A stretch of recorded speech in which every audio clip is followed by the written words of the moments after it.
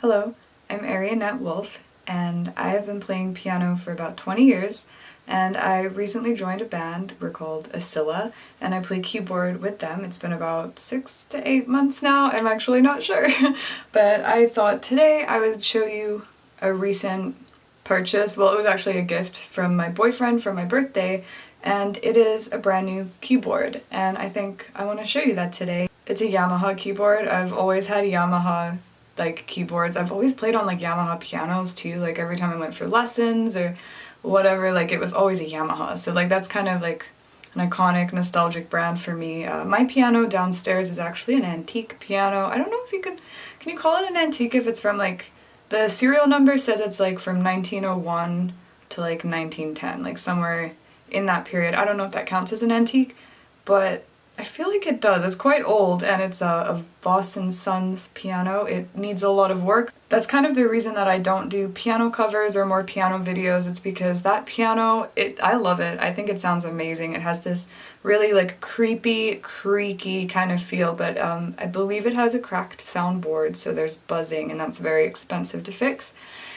It also is incredibly out of tune because it has never been tuned since I've had it, and I got it for $100 at a thrift store for furniture, it's called a Village Green, and I paid about $300 to move it, so that piano cost me about $400, and when I looked up the serial number and how much a restored one would be, it was about $15,000, so I'm gonna keep that and I'm gonna slowly try to restore it. I don't know if I'll be able to because I've obviously never done that before, but I'll definitely be showing you if you're interested in that. So let's get into it. I want to show you my new toy. I'm really excited about it. It's pretty nice. It's just actually right here. It's all packed up because I was just at Rad Farm, which is an event my friend throws, and my band was playing there. It was really good. It was really cold though. It was so cold overnight. But yes, let me show you. One of the major downfalls to this keyboard, a major con, is how heavy it is. It is so heavy, but I definitely needed something with this many keys. I'm pretty sure it's 76. I also bought a sustain pedal because I use the pedal a lot, which if you didn't know, it's generally not good. If you use the pedal too much, it's kind of it's a way to hide your mistakes, so it's not the best thing, but it's what I do. I don't really like this pedal. I keep switching between really liking it and really hating it, because if you have shoes on it's okay because you just put your whole foot on it and kind of pedal with your heel, but I'm used to piano pedal and I just pedal with my toe.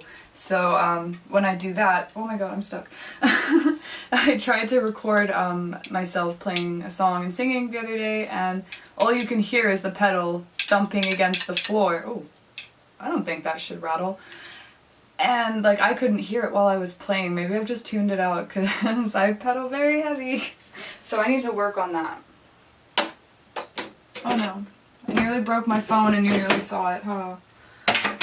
That was loud.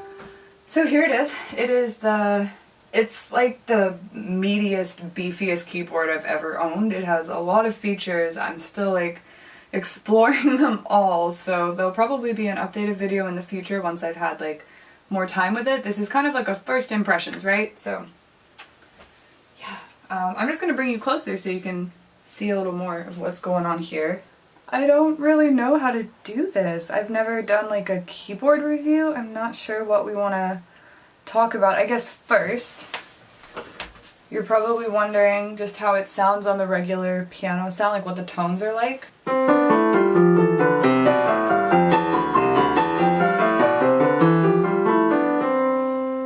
It's also very touch sensitive, which I was so freaking shocked about for a keyboard. I was always taught that keyboards weren't good if you were going to be a classical pianist, which is what I was trained as, I guess. When I did lessons, I was always learning classical music. So this is kind of breaking down every expectation of a keyboard that I had, and I think that's really cool. Let me show you, you can go really soft with some pianissimo there. And there's a huge difference between that and forte, right? So like isn't that crazy for a keyboard? I don't know if it's just because it's new or not. So like definitely keep an eye out for my updated video on this in the future, probably like in a couple of months. And just play a little bit of this for you so you can hear what the piano sounds like, and I'm gonna try my best to keep my pedal from clicking, so.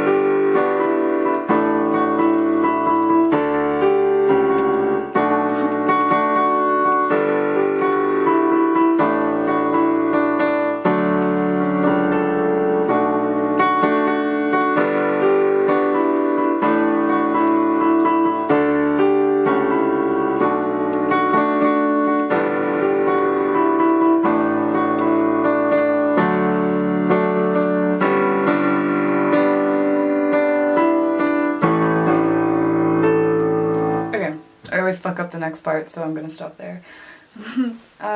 Yeah, sounds pretty good, right? It has lots of different tones. They're all here in the voice section, and there's, oh my goodness, there's so many of them. It's crazy. Not including like the things you probably would never use. There's like 189 different tones. That's where it starts to go into percussion and drum kits and arpeggio, whatever that means. I'm pretty sure that I found this on this keyboard, and I am like actually kind of shocked about this. Let me see if I can make it happen for you. Okay, let's try. See? And then you like add in more.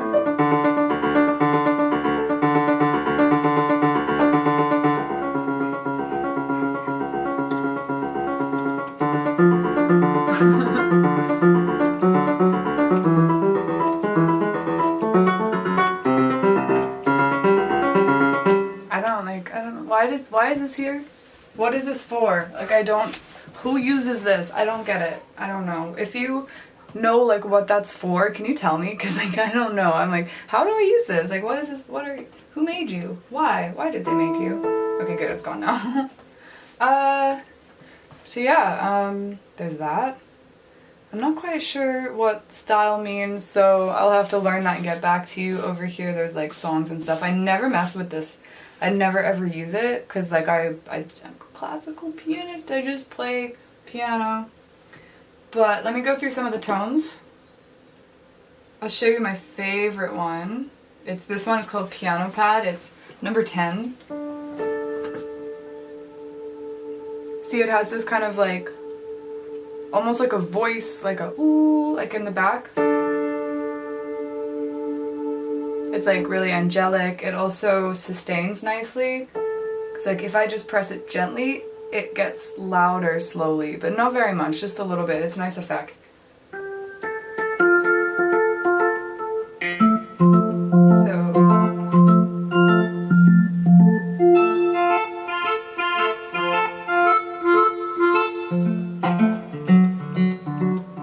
there's lots of effects. Lots of tones.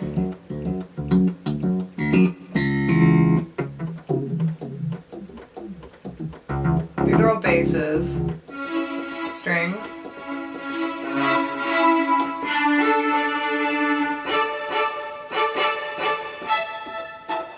Synth, violin.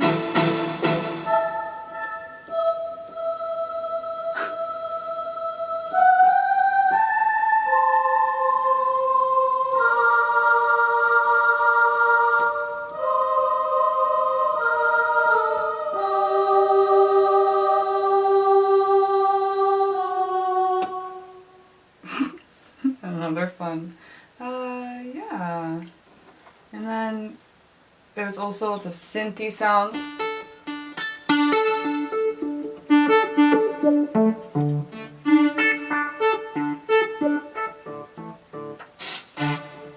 What was that? This one's just called Noise.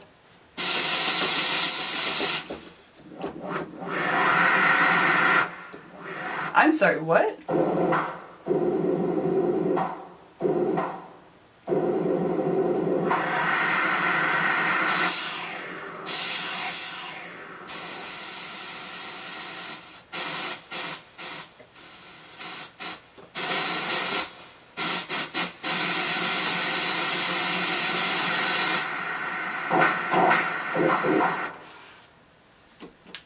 Okay, Yamaha, that's fun.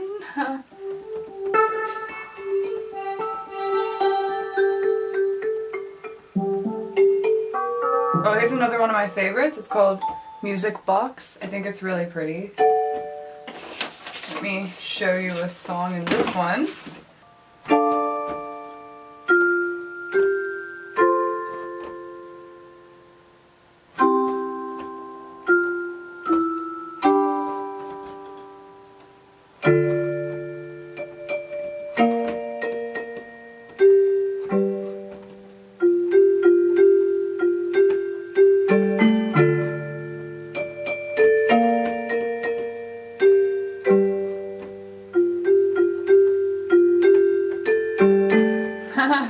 It's so cute, right? I love it. I love it. Okay, but back to the piano. Actually, let's go to my favorite one. Over here, actually let's start all the way over here. Sorry, I keep like getting out of frame. I'm just trying to show you the keyboard rather than my face. So, over here is a pitch shifter.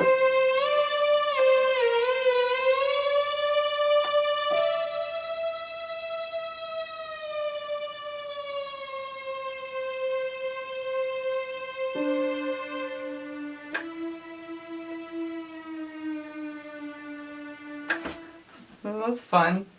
I don't know how I'm ever gonna use it, but like I've gotta figure out some things. There's totally things you can do with it, right?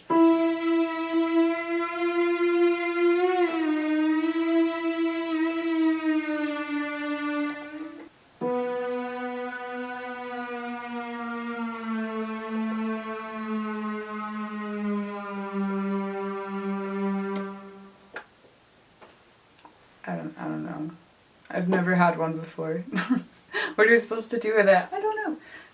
Then here, there's this. This is actually really cool. This is one of the main reasons I wanted this, and I wasn't sure why, because, like, I don't know. Maybe it was just good marketing. Like, I read this in the thing, and I was like, yes, I would need that one. Like, that sounds so cool.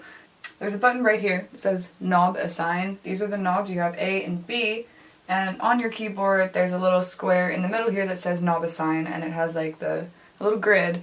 And you press the button and it changes it on there so you can see what you're doing. And then up here it has a little chart and it says like what each one does. So in the first one, knob A is for cutoff and knob B is for resonance. On the second one, this is for reverb, that's knob A, and B is for chorus. On the third one, A is for DSP parameter A, and then B is DSP parameter B. Number 4 is attack for A and release for B. Number 5 is volume balance for A and re-trigger rate for B. So I'm like stupid. So I only know what like 4 of those mean, so I've just been using those. And I've been messing around with number 4, which is attack and release. I've been messing with number 2, which is reverb and chorus, and number 1, which is cutoff and resonance. So it's kind of fun. Like, let me show you on the regular piano sound. And if you're ever wondering, like, I think most Yamaha keyboards have this feature.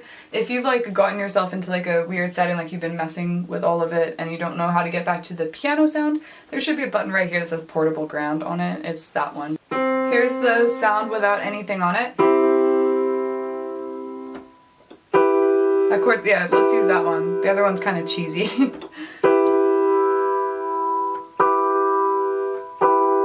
Make it sound nicer. And then we put it all the way down. So you can change your sound a lot just with that. And the cutoff, see it's like really dampened. That makes me want to go like drink shots or something. So yeah, this is just on the original piano tone. So you can like create something reasonably unique with this, and I think that's pretty cool. So here's a trick with release. If you turn this up and just like get it to taste, you actually don't have to use the pedal, which is something I've been doing a lot.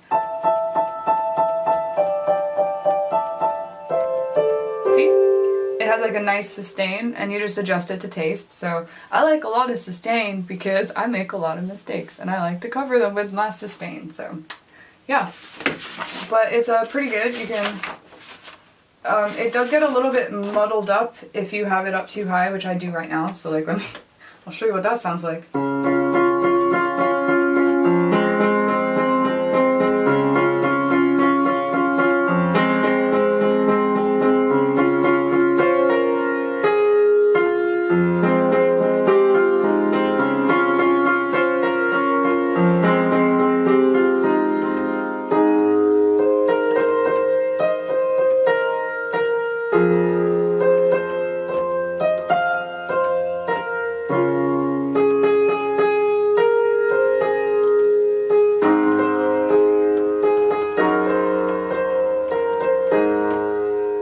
So yeah, I would probably have it just a little bit higher, like here.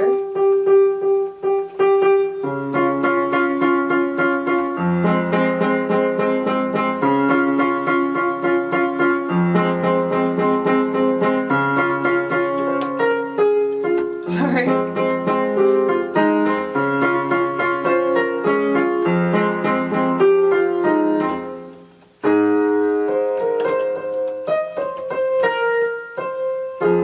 Yeah, if you're not a pedal whore like me and you don't want a lot of it, you can have a little bit and it sounds okay still. And I think it sounds a lot better than like without it. See? It's, I don't know, I like the pedal, okay?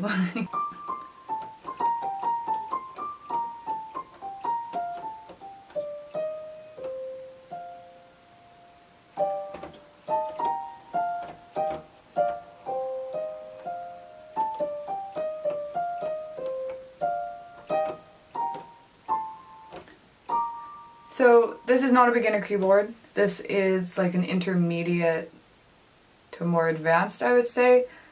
It's really difficult to say with keyboards what kind of skill level they're for because they're all pretty much standard. They're all pretty much the same. At least that's what I thought until I bought this one, and it has all of these extra things in here like the groove creator. It has this like registration memory, whatever the hell that means. You can put your own samples in here. I want to learn how to do all that because I actually do mess around making music sometimes. I make really bad, what do you call it, like trip hop. Like that's my favorite thing. I love to mess with samples. I like to play with that. I really wanted like a MIDI controller actually to be able to like be better at it, but then the band happened and like I have a lot of things that I'm trying to do right now and they're all like pretty selfish. They're all like for me and for me to be able to make creative things and put them out. So it is like not that selfish, but like I just have so many things going on right now that I don't think I'm gonna get to learning that until the winter when things get really, really slow for me. So in the future, I will be hopefully utilizing everything in this keyboard, but if you're just beginner or if you're only playing keyboard and you don't need any of this extra stuff, I recommend you buy the next one down. It's probably pretty much the same. You really can't go wrong with a keyboard. Buy a reputable brand. Definitely buy a brand who knows what they're doing, like Yamaha. Casio is also another really good brand. They've been around for a long, long time. If you want to try out one of the other like smaller brands, I kind of recommend it. I have one actually from Van Gogh that I like. It's a cute little pink keyboard. And it was quite cheap. It's not that cheap anymore though. I noticed on Amazon they've really raised the price of that. When I bought it, it was $40. And now they have raised that price. And just be prepared. If you're going to buy something off-brand, you are gambling. And if you are spending a lot of money on it, which you probably will be if it's like a big keyboard like this is 76 keys? Come on, are you? I don't know. I should know that and I don't know that, so I hope I'm right, because if I'm not, I'm gonna have to put an awkward edit in to like explain that I'm stupid. Which I've already explained, I think, so it's good. What things matter when you buy a keyboard?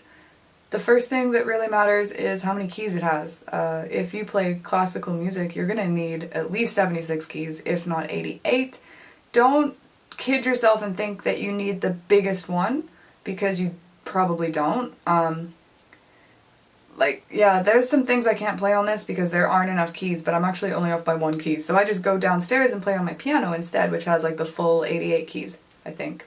I hope. I'm not sure now. See, I feel like I should really know these things and I don't, and I'm like, okay. If you play classical, you generally need more keys. Contemporary stuff doesn't really use the full keyboard, but if you're kind of like deciding, like, do I really need 76 keys? The answer is probably yes, you do. Unless you're a beginner, then get the cheaper one, because if you're not sure that you're going to be doing this forever, then maybe just buy a cheaper one with less keys and see how it feels, and then you have something to aspire for and save up for, and that's good for mental health actually. To have something to look forward to is like very, very good for your mental health. The next thing you probably should be concerned about is weight, which I was not concerned about. I was like, you know what? I carried amps on tour, I'm strong, I can handle this keyboard. It's really heavy. It's like, it's taking me a lot of adjusting to like learn how to carry it, and now that I have a bag for it, it's almost worse because it swings around and it is very heavy. I cannot stress this enough. It is very, very heavy. I'm sorry. Very heavy. Okay? Please look at the weight in the specs of the keyboard before you buy it, and then please make sure you can actually handle that, because keep in mind, it's not a small thing, it's big, it's long, so it's not just like that it's the weight that's the issue, it's also the size. So yeah, and please buy a case. You have to have a case. We took the last keyboard on tour without a case. Key popped out of it twice right before shows because it's tour, so like when else is the key gonna pop out? We're just there on like the stage and sound check, me just being sad about a key sticking out of my keyboard, like, just buy a case, okay? Buy a case. I know they're expensive. I know they are. Like my little fabric one that I have, like which is actually like rubbish. Like I have to be more careful with the keyboard when it's in that, but the keys will not pop out. Touch wood. Oh my god. Yeah. So buy a case. If money's an issue, just buy the cheapest case you can find. It'll be like the same as my garbage little case there, but it's better than nothing. And yeah, you need to kind of plan to buy a hard case in the future, because like really you're gonna spend hundreds of dollars on this instrument and then not put it in a case. Like, why? I understand if it's never leaving your house, then you don't need a case, but what you do need is something to keep the dust off it, especially if you have cats. Obviously you should turn yours off first, but I'm not doing that. And then yeah, that just covers the whole thing and keeps it clean when I'm not playing it, which is very, very good, because you don't want dust to get in behind here. It's really hard to take these apart, and trust me, you don't want to do it. We had to take the other keyboard apart on tour twice, and it was so stressful. I hated it so much, and I didn't even have to do it. So yeah.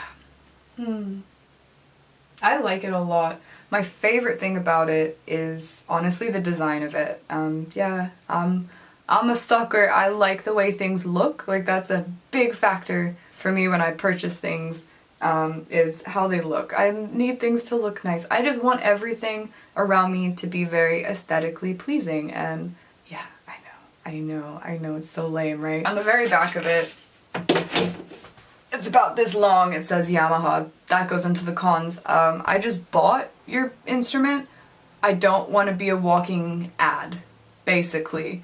So if brands could stop doing that, I would be so much like happier. I would buy way more things, because like if visible brand names on something is like, that'll really turn me off from buying it, because like I'm giving you so much money already. Why do you have to put your brand name right there on the product that I just purchased? Like I'm not interested in that.